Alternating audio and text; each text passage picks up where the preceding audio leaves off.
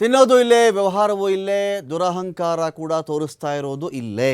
Hotel display board ಮೇಲೆ ಇದೆಂಥ ಪದ ಬಳಸಿದ್ದಾರೆ ಎನ್ನುವುದರ ಬಗ್ಗೆ ಒಂದು ರೀತಿಯಲ್ಲಿ ಒಂದಷ್ಟು ದೊಡ್ಡ ಒಂದು ಹೋರಾಟ ಶುರುವಾಗ್ತಾ ಇದೆ. ಕಿಚ್ಚು ಹೊತ್ಕೊಂಡಿದೆ ಇದೀಗ. ಬೆಂಗಳೂರಲ್ಲಿ ಕನ್ನಡಿಗರ ಅವಹೇಳನ ಪ್ರಕರಣಗಳ ಸಂಖ್ಯೆ ದಿನೇ ದಿನೇ ಜಾಸ್ತಿ ಆಗ್ತಾ ಇದೆ. ಪುಕ್ಸಟ್ಟೆ ಸಿಕ್ಕಿದೀವ ಇವರೆಲ್ಲರಿಗೂ ಅಂತ. ಇವರು ಬರೋದು ಇಲ್ಲಿ ಹಿಂದಿ ಭಾಷಾ ಹೇರಿಕೆ ಮಾಡೋದು, ಕನ್ನಡವನ್ನು ಅವಹೇಳನ ಮಾಡೋದು, ಕನ್ನಡಿಗರನ್ನು ಅವಹೇಳನ ಮಾಡೋದು, ನಾವು ಬಂದೇ ಬೆಂಗಳೂರು ಉದ್ಧಾರ ಆಗಿಬಿಡ್ತು ಅಂತ ಹೇಳೋದು ಬೇಡ. ಇವರು ಇರೋ ಜಾಗದಲ್ಲೇ ಬೆಂಗಳೂರು ಉದ್ಧಾರ ಮಾಡಬೇಕಾಗಿತ್ತು. ಉತ್ತರ ಭಾರತದಲ್ಲಿ ಯಾವುದೋ ರಾಜ್ಯದಲ್ಲಿ ಇವರು ಇದ್ರಲ್ಲಪ್ಪ, ಇವರು ಅಲ್ಲಿಂದ ಬಂದು ಇಲ್ಲಿ ಉದ್ಧಾರ ಮಾಡಿದ್ದೇ ನಿಜ ಆಗಿದ್ದರೆ ಇದ್ದಂಥ ಜಾಗದಲ್ಲೇ ಉದ್ಧಾರ ಮಾಡಬೇಕಾಗಿತ್ತಲ್ಲ. ಇವರು ಬೆಂಗಳೂರು ಯಾವತ್ತೋ ಉದ್ಧಾರ ಆಗಿದ್ದ ಪ್ರದೇಶ ರೀ. 500 ವರ್ಷಗಳ ಹಿಂದೆನೇ ಉದ್ಧಾರ ಆಗಿದ್ದ ಪ್ರದೇಶ ಬೆಂಗಳೂರು. ಇಲ್ಲಿ ಯಾವನೋ ಬಂದಿದ್ದನ್ನು ಉದ್ಧಾರ ಮಾಡಬೇಕಾಗಿಲ್ಲ. ಯಾರಿದ್ರೂ ಇದು ಉದ್ಧಾರ ಆಗುತ್ತೆ, ಯಾರು ಇಲ್ಲದೇ ಇದ್ದರೂ ಇದು ಉದ್ಧಾರ ಆಗುತ್ತೆ. ಆದರೆ ಇಲ್ಲಿಗೆ ಬಂದು ಬೆಂಗಳೂರನ್ನ ಅವಹೇಳನ ಮಾಡ್ತಾರೆ. ಕನ್ನಡಿಗರಿಗೆ ನೀನು ಹಿಂದಿಲಿ ಮಾತಾಡು ಅಂತ ಹೇಳ್ತಾರೆ. ಬ್ಯಾಂಕ್ಗಳಿಗೆ ಹೋದರೂ ಇದೇ ಹಣೆ ಬರಹ, ದಾರಿಲಿದ್ದರೂ ಇದೇ ಹಣೆ ಬರಹ, ಆಟೋ ಡ್ರೈವರ್ಗಳ ಜೊತೆನೂ ಇದೇ ಹಣೆ ಬರಹ. ಇದರ ಮಧ್ಯೆ ಹೊಸದಾಗೊಂದು ವ್ಯಾಧಿ ಶುರುವಾಗಿದೆ, ಹೊಸ ವೈರಸ್ ಒಂದು ಶುರುವಾಗಿದೆ. ಈ ವೈರಸ್ ಬಗ್ಗೆ ನಾವು ತಿಳ್ಕೊಳ್ಬೇಕಿದೀಗ. ಏನಂದರೆ ಕನ್ನಡ ಅವಹೇಳನ ವೈರಸ್ ಇದು. ಕನ್ನಡವನ್ನು ಅವಹೇಳನ ಮಾಡ್ತಕ್ಕಂಥ ಒಂದು ಜಾಡ್ಯ ಶುರುವಾಗಿದೆ. ಒಂದು ಜಾಡ್ಯ ಮಹಾಮಾರಿ, ಒಂದೊಂದು ಮಹಾಮಾರಿ, ಒಂದು ಕೂಗುಮಾರಿ, ಏನು ಬೇಕಾದರೂ ಕರೀರಿ ಇದಕ್ಕೆ. ಈ ಒಂದು ಮಾರಿ ಶುರುವಾಗ್ಬಿಟ್ಟಿದೆ. ಮತ್ತೊಂದು ಸಾಕ್ಷಿ ಏನು ಗೊತ್ತಾ? ಕೋರಮಂಗಲದ ಈ ಒಂದು ಘಟನೆ. ಕನ್ನಡಿಗರನ್ನು ಅವಾಚ್ಯವಾಗಿ ನಿಂದಿಸಿದೆ ಕೋರಮಂಗಲದ ಹೋಟೆಲ್. ನಿಲ್ಲಿಸೋದಂದ್ರೆ ಯಾವ ಥರ? ಡಿಸ್ಪ್ಲೇ ಬೋರ್ಡಲ್ಲಿ ನಿಲ್ಲಿಸಿದಾರ್ರಿ ಇವರು. ಎಂಥ ಇವರಿಗೆ ಧಾರ್ಷ್ಟ್ಯ, ದುರಹಂಕಾರ, ದುರ್ಬುದ್ಧಿ, ದುಷ್ಟತನ, ಕೊಬ್ಬು, ಮದ ಇವರಿಗಿದ್ದರೆ, ಕೊಲೆಸ್ಟ್ರಾಲ್ ಎಲ್ಲ ಇದ್ದರೆ ಈ ಥರ ಮಾಡ್ತಾರೆ ಇರುವಂಥ ಪ್ರಶ್ನೆ ಇದೆ. ಇಲ್ಲಿ ಕನ್ನಡಿಗರ ಬಗ್ಗೆ ತೀರಾ ಕೆಟ್ಟ, ಕೊಳಕ ಮತ್ತು ಅಶ್ಲೀಲ ಪದವನ್ನು ಇವರು ಬಳಸಿದ್ದಾರೆ. ಹೋಟೆಲ್ಗೆ ಅಳವಡಿಸಿದ್ದಂಥ ಡಿಸ್ಪ್ಲೇ ಬೋರ್ಡಲ್ಲಿ ಇಂಥ ಬರಹ ಕಂಡು ಬಂದಿರೋದು ಕೋರಮಂಗಲದ GS ಸೂಟ್ಸ್ ಹೋಟೆಲ್ನಲ್ಲಿ ಆಗಿರ್ತಕ್ಕಂಥ ಘಟನೆ ಇದು. ಕೇರಳ ಮೂಲದ ನೌಶಾದ್ ಮಾಲೀಕತ್ವದ GS ಸೂಟ್ಸ್ ಹೋಟೆಲ್ ಇದು. ಇದನ್ನು ಒಬ್ಬರು ನೋಡ್ತಾನೆ, ಒಬ್ಬ ಕನ್ನಡಿಗ ನೋಡ್ತಾನೆ ಇದನ್ನು. ಇದೇನಿದು? ಈ ಹೋಟೆಲ್ ಡಿಸ್ಪ್ಲೇ ಬೋರ್ಡಲ್ಲಿ ಹೋಟೆಲ್ಗೆ ಸ್ವಾಗತ ಅಂತನೋ, ಹೋಟೆಲ್ ಇರತಕ್ಕಂಥ ಸೇವೆಗಳ ಬಗ್ಗೆನೋ, ಆಹಾರದ ಬಗ್ಗೆನೋ, ನಮ್ಮ ಹೋಟೆಲ್ ಎಷ್ಟು ಚೆನ್ನಾಗಿದೆ ಅಂತನೋ ಏನೋ ಮಾಹಿತಿ ಇರಬೇಕಲ್ವೇ? ಕನ್ನಡಿಗರ ಬಗ್ಗೆ ದ್ವೇಷಕಾರಕ್ಕೆ ಅಂತಲೇ ದುಡ್ಡು ಖರ್ಚು ಮಾಡಿ ಒಂದು display board, running display board ಇಟ್ಟಿದ್ದಾನೆ ಇವನು. ಹೋಗ್ತಾ ಇರ್ತಾವೆ ಅಕ್ಷರಗಳು. ದ್ವೇಷಕಾರಕ್ಕೆ ಎಷ್ಟು ಖರ್ಚು ಮಾಡಿದ್ದಾನೆ ನೋಡಿ ಅವನು. ಕನ್ನಡಿಗರ ಮೇಲೆ ದ್ವೇಷ ಖರ್ಚು ಮಾಡೋಕ್ಕೆ. ಇವನು ಯಾವನ ನೌಶಾದ್ ಅಂತೆ ಅವನು. ಈ ನೌಶಾದ್ ಮಾಲೀಕತ್ವದ GS ಸೂಟ್ಸ್ ಹೋಟೆಲ್ ಇದು. ವಿಡಿಯೋ ಮಾಡಿ ಸಾಮಾಜಿಕ ಜಾಲತಾಣದಲ್ಲಿ ಅಪ್ಲೋಡ್ ಮಾಡಿದ್ದಾರೆ ಸ್ಥಳೀಯರು. ಇದನ್ನು ವಿಡಿಯೋ ವೈರಲ್ ಆಗ್ತಾ ಇದ್ದಂತೆಯೇ ಹೋಟೆಲ್ಗೆ ಪೊಲೀಸರು ಭೇಟಿ ಕೊಟ್ಟಿದ್ದಾರೆ. ಹೋಟೆಲ್ಗೆ ಅಳವಡಿಸಿದ್ದ ಡಿಸ್ಪ್ಲೇ ಬೋರ್ಡನ್ನು ವಶಕ್ಕೆ ಪಡ್ಕೊಂಡಿದ್ದಾರೆ ಪೊಲೀಸರು. ಪೊಲೀಸರಿಂದ ಹೋಟೆಲ್ ಮ್ಯಾನೇಜರ್, ಸಿಬ್ಬಂದಿ ವಶಕ್ಕೆ ಪಡೆಯಲಾಗಿದೆ.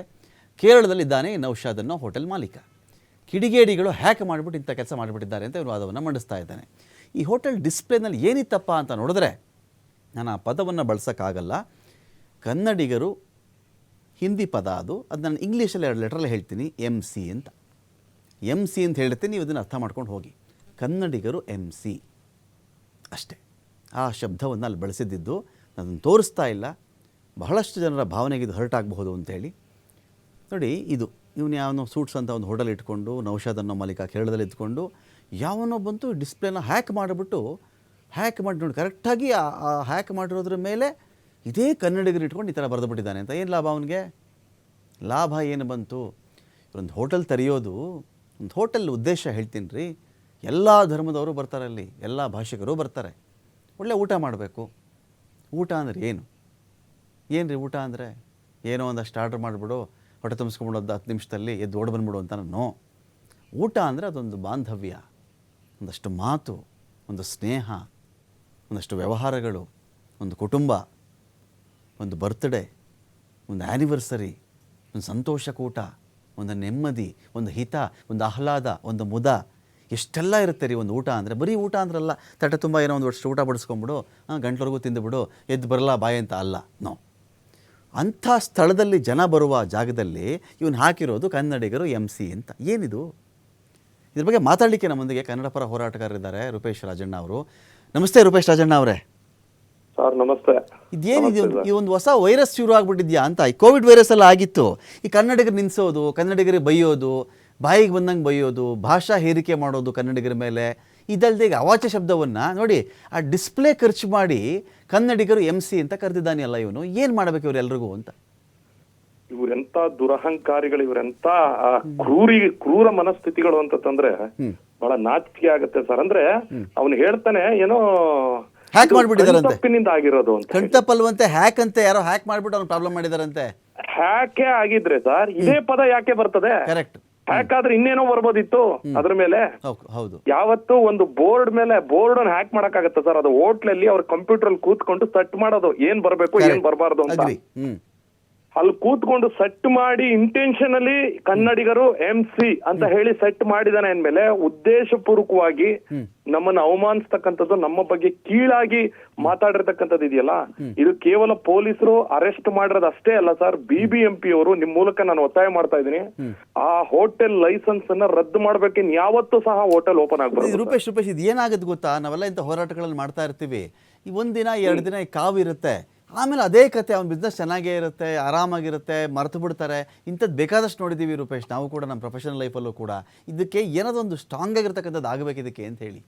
ಅಂದ್ರೆ ನನ್ನ ಕೇಳೋದಾದ್ರೆ ಸರ್, ಸರ್ಕಾರವೇ ಒಂದು ಅಮೆಂಡ್ಮೆಂಟ್ ಪಾಸ್ ಮಾಡ್ಬೇಕು ಸರ್. ಈಗ ಹೇಗೆ ಭಾರತದ ಧ್ವಜವನ್ನ ಏನಾರು ಅವಮಾನ ಮಾಡಿದ್ರೆ ಯಾವ ರೀತಿ ಒಂದಷ್ಟು ಶಿಕ್ಷೆಗಳಿದೆ ಪ್ರತಿಯೊಬ್ಬರಿಗೂ, ಅದೇ ರೀತಿ ಕನ್ನಡಕ್ಕೆ, ಕನ್ನಡಿಗರಿಗೆ, ಕರ್ನಾಟಕಕ್ಕೆ ಅಗೌರವ ತೋರಿಸ್ತಕ್ಕಂಥವ್ರು ಯಾರಿಗೇ ಆಗ್ಲಿ ಒಂದು ಉಗ್ರವಾದ ಶಿಕ್ಷೆ ಅಂತ ಹೇಳಿ ಮಾಡ್ಬಿಟ್ರೆ ಸರ್, ಖಂಡಿತವಾಗ್ಲೂ ಈ ತರದ ಸಮಸ್ಯೆಗಳು. ನೌಶಾದನ್ನು ಅಲ್ಲೆಲ್ಲೋ ಕೇರಳದಲ್ಲಿದ್ದಾನೆ ರೂಪೇಶ್, ನೌಶಾದು ಕೇರಳದಲ್ಲಿದ್ದಾನೆ. ಇಲ್ಲಿ ಯಾರೋ ಮ್ಯಾನೇಜರು ಸಿಬ್ಬಂದಿನ ಕೂರಿಸ್ಕೊಂಡಿರ್ತಾರೆ. ಸರ್ ನಮಗೆ ಗೊತ್ತಿಲ್ಲ ಸರ್, ಯಾರೋ ಹಿಂಗೆ ಮಾಡ್ಬಿಟ್ಟಿದ್ದಾರೆ ಅಂತಾರೆ. ಇವ್ರು ನಾವೇನು ವಶಕ್ಕೆ ತಗೊಂಡ ತಕ್ಷಣ ವಶಕ್ಕೆ ತಗೊಂಡ್ಬಿಟ್ರು ದೊಡ್ಡ ಶಿಕ್ಷೆ ಆಗ್ಬಿಟ್ಟಿದೆ ನಾವು ಭಾವಿಸ್ತಾ ಇರ್ತೀವಿ. ನೌಶಾದ್ ಅನ್ನೋದು ಬರೋದೇ ಇಲ್ಲ ಇಲ್ಲಿಗೆ. ಇವ್ರೋಗಿ ನೌಶಾದ್ ಹಿಡ್ಕೊಂಡ್ಬರ್ತಾರ, ಈಗ ಹಿಡ್ಕೊಂಡ್ಬರ್ತಾರ ನೌಶಾದ್.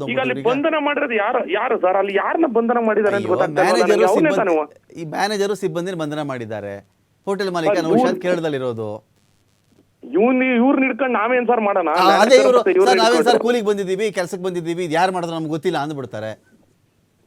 ಇಲ್ಲ ಯಾವುದೇ ಕಾರಣಕ್ಕೂ ಇಲ್ಲ ಸರ್. ಹೋಟೆಲ್ ಬಂದ್ ಮಾಡಿಸ್ಬೇಕು ಸರ್. ಆಮೇಲೆ ಹೋಟೆಲ್ ರೇಟಿಂಗ್ ಅವ್ರದೊಂದು ಆಪ್ಗೆ ಹೋಗ್ಬಿಟ್ಟು ಸರ್, ಅವ್ರದೊಂದು ಹೋಟ್ಲ್ ಪೇಜ್ಗೆ ಹೋಗಿ ನಮ್ ಕನ್ನಡಿಗರೆಲ್ಲ ಸಿಂಗಲ್ ಸ್ಟಾರ್ ಕೊಟ್ಟು ಇನ್ಯಾವತ್ತೋ ಹೋಟ್ಲಲ್ಲಿ ಯಾರು ಹೋಗಬಾರ್ದು ಅನ್ನೋ ರೀತಿ ಕೊಡ್ಬೇಕು. ಜೊತೆಗೆ ಬಂದು ಅದು ಬಂದ್ ಮಾಡ್ಬೇಕು ಸರ್. BBMP ಅವ್ರಿಗೆ ದಯವಿಟ್ಟು ನೀವು ಅದನ್ನ ಕರೆ ಕೊಡ್ಬೋದಲ್ಲ ಸರ್?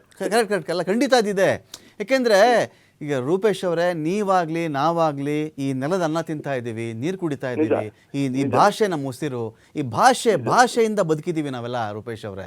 ಈ ಭಾಷೆಯಿಂದ ನಾನು ಅನ್ನ ತಿಂತಾ ಇದ್ದೀನಲ್ವಾ, ಈ ನೆಲದಿಂದ ನಾನು ಉಸಿರಾಡ್ತಾ ಇದ್ದೀನಲ್ವಾ, ಅಷ್ಟರ ಮಟ್ಟಿಗಿನ ಒಂದು ಸಾತ್ವಿಕ ರೋಷ, ಈ ಭಾಷಾಭಿಮಾನದ ನಪುಂಸಕತ್ವ ಆಗ್ಬಿಟ್ರೆ ಬಹಳ ಕಷ್ಟ ರೂಪೇಶ್.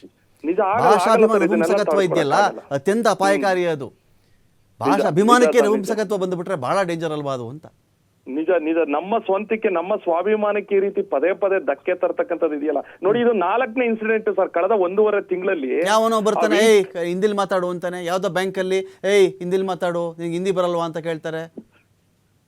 ಇದು ಬಹಳ ಅನ್ಯಾಯ ಸರ್. ಇದು ಏನ್ ನಮ್ಮನ್ನ ಏನು ಟೇಕಿಂಗ್ ಫಾರ್ ಗ್ರಾಂಟೆಡ್ ಅನ್ಕೊಂಡಿದಾರೋ ಏನೋ, ನನಗಂತೂ ಒಂದು ಅರ್ಥ ಆಗ್ತಿಲ್ಲ. ಇದು 4ನೇ ಇನ್ಸಿಡೆಂಟ್ ಸರ್ ಈ ತಿಂಗಳಲ್ಲಿ, ಕಳೆದ 1 ತಿಂಗಳಲ್ಲಿ. ವಿಂಗ್ ಕಮಾಂಡ್ರು ಅವನೇನೋ ಹೇಳ್ದ, ನಮ್ ಬಗ್ಗೆ ಕೆಡದಾಗ ತೋರಿಸ್ತಾ.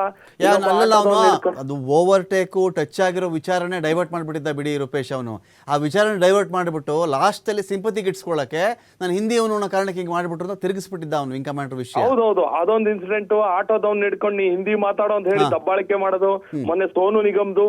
ಈಗಿದು ಇದೇನ್ ನಡೀತಾ ಇದೆ ಕರ್ನಾಟಕದಲ್ಲಿ ಸರ್, ಆಳುವ ವರ್ಗ ಸ್ವಲ್ಪ ದಯವಿಟ್ಟು ಸೀರಿಯಸ್ ಆಗಿ ತಗೋಬೇಕು ಸರ್ ಇದನ್ನ. ಆಮೇಲೆ ಇನ್ನೊಂದು ಏನಾಗುತ್ತೆ ಅಂದ್ರೆ, ನಾವು ಗಮನಿಸ್ತಿರೋದೇನು ಅಂದ್ರೆ, ಬಹುಶಃ ನೆವರ್ ಅನ್ನೋ ಸನ್ನಿವೇಶ ಇಂದು ಇಲ್ಲದಿದ್ದರೆ ಇನ್ನೆಂದಿಗೂ ಇಲ್ಲ ಅಂತ. ಯಾಕೆಂದ್ರೆ ಅಪ್ಪಿತಪ್ಪಿ ಇದನ್ನ ಸ್ವಲ್ಪ ನಾವು ಉಳಿಸ್ಕೊಂಡ್ರೆ, ಈ ಹಾವಳಿಯನ್ನ, ಈ ದಾಳಿಯನ್ನ, ಈ ಹೇರಿಕೆಯನ್ನ, ಈ ಮದವನ್ನ, ಈ ಕೊಬ್ಬನ್ನ ಅಡಗಿಸಿದ್ರೆ ಆಯ್ತು, ನಮ್ಮ ಮುಂದಿನ ತಲೆಮಾರು ಸ್ವಲ್ಪ ಉಳ್ಕೊಳ್ಳುತ್ತೆ. ಇಲ್ದಿದ್ರೆ ಬಹಳ ಪರಿತಪಿಸ್ಬೇಕಾಗತ್ತಾ ಅಂತ. ಅವರು ಕಂಫರ್ಟ್ ಆಗಿರತಕ್ಕಂಥ ಜಾಗವನ್ನ ಬೆಂಗಳೂರಲ್ಲಿ ಕ್ರಿಯೇಟ್ ಮಾಡ್ಬಿಡ್ತಾರೆ ಅವರು, ಉತ್ತರ ಭಾರತೀಯರು. ಅವ್ರಿಗೆ ಯಾವ ಪ್ಲೇಸ್ ಕಂಫರ್ಟಬಲ್ಲೋ ಅದನ್ನ ಅವ್ರದ್ದೇ ರಾಜ್ಯ ಮಾಡ್ಕೊಂಡ್ಬಿಡ್ತಾರೆ ಇಲ್ಲಿ ಅಂತ. ಸರ್ ಇವತ್ತು ಹೋಟೆಲ್ ಪಬ್ಗಳಿಗೆ ಹೋದ್ರೆ ಹಿಂದಿ ಇಂಗ್ಲಿಷ್ ಅಲ್ಲಿ ಹಾಡುಗಳನ್ನ ಹಾಕ್ತಾರೆ. ಅಂದ್ರೆ ಎಲ್ಲಿಂದಲೋ ಬಂದಿರೋ ಹಿಂದಿಯವ್ರಿಗೆ ಹಿಂದಿ ಹಾಡು ಹಾಕ್ತಾರೆ. ನಮ್ಮ ರಾಜ್ಯದ ಜನ ಹೋಗಿ ಒಂದು ಕನ್ನಡ ಹಾಡು ಹಾಕ್ತಿ ಅಂತಂದ್ರೆ ಆಚೆ ಹೋಗಿ ಹಾಕಲ್ಲ, ಹೋಗಿ ಅದೇನ್ ಮಾಡ್ಕೋತೀರ ಹೋಗಿ ಅಂತ ಹೇಳಿ ಈ ರೀತಿ ದೌರ್ಜನ್ಯ, ದಬ್ಬಾಳಿಕೆ, ಜೊತೆಗೆ ಈ ಶಬ್ದವನ್ನ ಬಳಸ್ತಾನೆ ಅಂತಂದ್ರೆ ಸರ್ ಅವ್ನ ಮನಸ್ಥಿತಿ ಹೆಂಗಿರ್ಬೇಕು ಸರ್? ಯಾವ ಲೆವೆಲ್ ಹೋಗಿದ್ದಾರೆ ಸರ್ ಇವರು? ಈಗ ಏನೋ ಮಾತಿಗೆ ಬಂದಾಗ ಯಾರ್ಯಾರ ಮೇಲೋ ಜಗಳ ಆಡಿದಾಗ ಏನೋ ಮಾತಾಡ್ಬಿಡೋದು ಬೇರೆ, ಒಂದು ಡಿಸ್ಪ್ಲೇ ಖರ್ಚು ಮಾಡಿಬಿಟ್ಟು ಇವನು ಅದರಲ್ಲಿ ಬರೆಸಿ ಹಿಂಗೆ ಹಾಕಿದ್ದಾನೆ ಅಂತ ಹೇಳಿದ್ರೆ ಏನಿದು, ಎಂಥ ದ್ವೇಷ ಇರಬೇಡ ಅವನಿಗೆ ಈ ನೆಲದ ಮೇಲೆ. ಹಂಗಿದ್ದಾಗ ಇವನ್ಗೆ ಯಾವ ಊರಲ್ಲಿ ಸೂಟ ಆಗುತ್ತೋ ಅಲ್ಲೇ ಹೋಟ್ಲು ಮಾಡ್ಕೊಳ್ಳಿ. ಈ ಜನದ ಅನ್ನ, ಈ ಜನದಿಂದ ಅನ್ನ ತಿಂತಾ ಇದ್ದಾನೆ ಇವನು, ಈ ಜನ ಇವನಿಗೆ ಆದಾಯ ಮಾಡಿಕೊಡ್ತಾ ಇದ್ದಾರೆ, ಇವ್ರು ದುಡ್ಡು ಕೊಡ್ತಾ ಇದ್ದಾರೆ ಇವನಿಗೆ.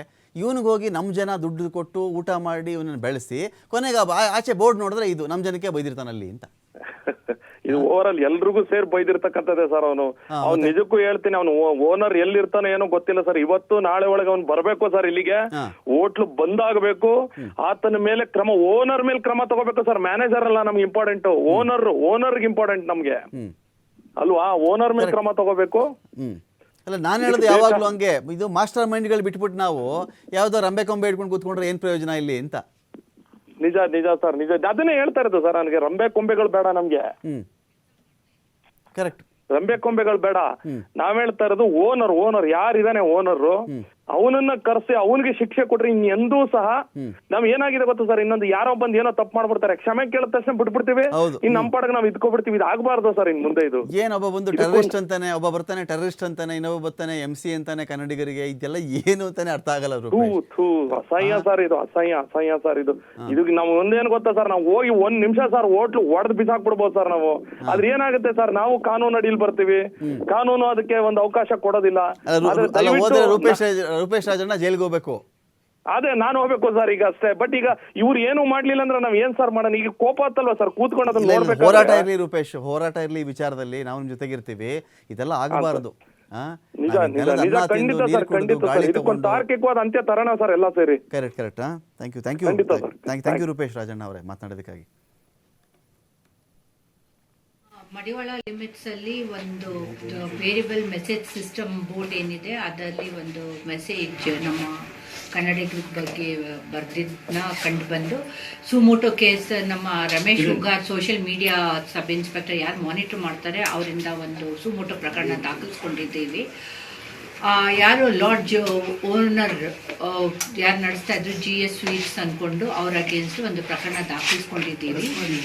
ಮತ್ತೆ ತನಿಖೆ ಕೈಗೊಂಡಿದ್ದೀವಿ. ಇಲ್ಲಿವರೆಗೆ ಅಲ್ಲಿ ಯಾರ್ಯಾರು ಕೆಲಸ ಮಾಡ್ತಾ ಇದ್ರು ಹುಡುಗರದು 5 ಜನದ ಬಗ್ಗೆ ಕರ್ಕೊಂಡು ಬಂದಿದ್ದೀವಿ. ಆ ಮ್ಯಾನೇಜರ್ ಮತ್ತು ಓನರು ಫಾರಿನ್ದಲ್ಲಿ ಇರೋದಂತ ಗೊತ್ತಾಗಿದೆ. ಮತ್ತು ಬೇರೆಯವ್ರ ಅರ್ಧದಲ್ಲಿ ಯಾರ್ಯಾರು ಸಂಬಂಧಿತರಿದ್ದಾರೆ ಅವ್ರಿಗೆಲ್ಲ ನೋಟಿಸ್ ಇಶ್ಯೂ ಮಾಡಿ ಅವ್ರದ್ದೆಲ್ಲ ವಿಚಾರಣೆ ಮಾಡ್ತೀವಿ. ಇವತ್ತು ನಮ್ಮ ಮಡಿವಾಳ ಲಿಮಿಟ್ಸಲ್ಲಿ ಒಂದು ವೇರಿಯಬಲ್ ಮೆಸೇಜ್ ಸಿಸ್ಟಮ್